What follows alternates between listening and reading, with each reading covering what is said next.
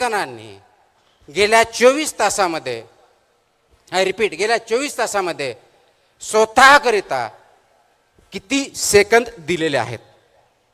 I repeat my question. गेल्या 24 तासामध्ये स्वतःकरिता किती सेकंद दिलेले आहेत? आणि ज्यांनी खरोखर सेकंद दिले असेल त्यांनी मला हात वरती करून दाखव.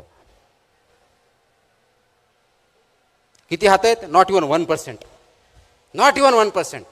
आणि स्वतःसाठी म्हणजे काय? पुढचा प्रश्न, विचार करण्यासाठी. स्वतःसाठी म्हणजे झोपण्यासाठी नव्हे, स्वतःसाठी म्हणजे भांडण्यासाठी नव्हे. आणि विचार कोणता? गेल्या 24 तासामध्ये माझ्यामध्ये, स्वतःमध्ये अशी कोणती वाढ झाली ज्याच्यामुळं मी स्वतःला माणूस म्हणून संबोधू? असा किती जणांनी प्रश्न विचारला? गेल्या 24 तासामध्ये मी असं काय केलं की समाजाला काहीतरी मी कॉन्ट्रीब्यूट केलं, कुणाची तरी मदत केली, कुणाचा तरी प्रॉब्लेम सॉल्व्ह केला, कुणाला तरी आनंदी केलं? का? मी सिनेमाला गेलो, मी बघितलं, मी खेळलो, हा स्वतःसाठीचा वेळ नाही आहे. तुम्ही 24 तासामध्ये किती ग्रो झाला, विचाराने असेल, आचरणाने असेल, कॉन्ट्रीब्युशनने समाजामध्ये चांगला बदल घडवण्यासाठी असेल. किती जण प्रश्न विचारतात. आणि जर याचं उत्तर नसेल तर त्याचा अर्थ एवढाच आहे, तुम्ही माणूस म्हणून जगत नाहीत, तर प्रवाहामधला एक ओंडका म्हणून जगत आहात. जिकडं वारं जाईल, जिकडं राहिलं त्या ठिकाणी काम करतायत.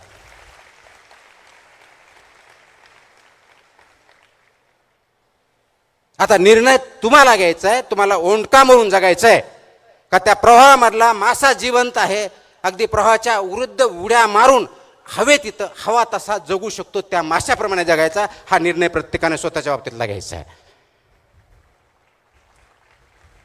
ओंडक्याला अस्तित्व नाहीये. लाट आली तिकडे जाईल, मोठी लाट आली तर नदीच्या बाहेर पडेल, संपला.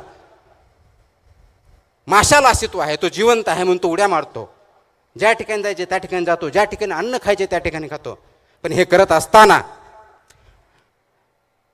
नदी पोल्युशन करत नाही, प्रदूषित करत नाही, एन्व्हायरमेंटचा प्रोटेक्ट करतो, डायव्हर्सिटी बघतो. आपण करतोय? खूप मोठा प्रश्न आहे. मग तुमच्यामध्ये असा प्रश्न विचारेल की तुम्ही नवीन पिढीवरती टीका करताय. मी बिलकुल टीका करत नाही. रादर नवीन पिढी जी आहे ती अत्यंत हुशार आहे, कष्टाळू आहे, इनोव्हेटिव्ह आहे, नाविन्यपूर्णता त्याच्यात आहे. म्हणजे हे सगळं असतानाही हे प्रॉब्लेम का? हा प्रश्न मला पडतो, शासनालाही पडतो, समाजालाही पडतो, आई वडिलांनाही पडतो.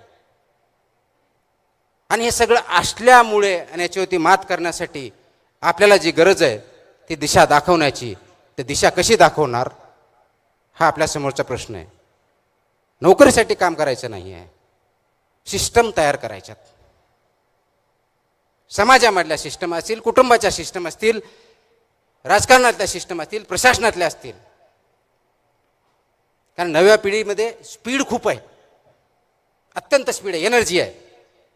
तेवढी स्पीड कदाचित तुमच्या माझ्यात नाही आहे. मग ही जी स्पीड आहे, परंतु दिशा आहे का? तुम्ही योग्य दिशेनं चाललायत का?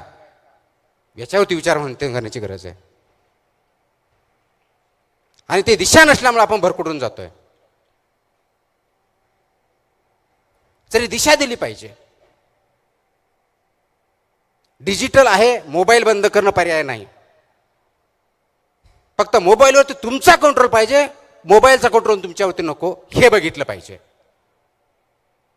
आणि हे जर करायचं असेल तर या नवीन पिढी ज्या संक्रमणातून जाते ते आपण ॲक्सेप्ट केलं पाहिजे. आज आपली तयारी ती आहे का समाजाची?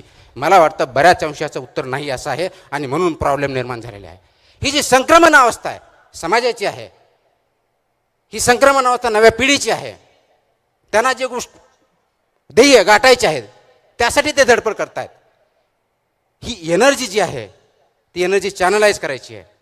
कारण अनकंट्रोल ऊर्जा जी असते त्याच्यामधून स्फोट होऊ शकतो, पण ती जर कंट्रोल केली तर त्याच्यामधून पाहिजे ती एनर्जी ज्या उद्देशासाठी करायची ती आपण तयार करू शकतो.